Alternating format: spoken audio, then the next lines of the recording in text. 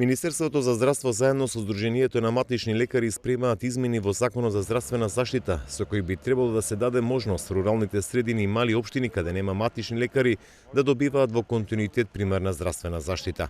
Министерот за здравство Филипче кажа дека течаат разговорите со представници на Сдруженијето, кои ги дале нивните предлози со цел да се подобри статусот и работата на матичните лекари. Разговаравме за можноста да пациентите се водат на ординацијата, не на име на лекарот, како една тема, и друга тема да се понуди можност да повеќе матични ординации, односно ПЗУ, се групираат за да може по системот на ротација да доаѓаат во местата каде нема воопшто матични лекари. Верувам дека нема да земе поголем временски период од 2 до 3 недели од сега,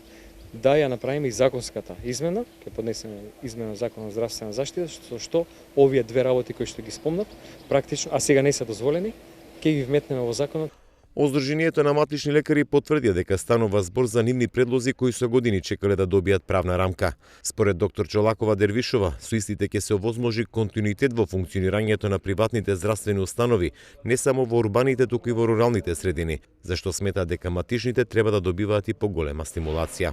Има огромен број на региони каде што недостигаат кадри стручни, па и матични доктори, така да беше предлог, ајде некако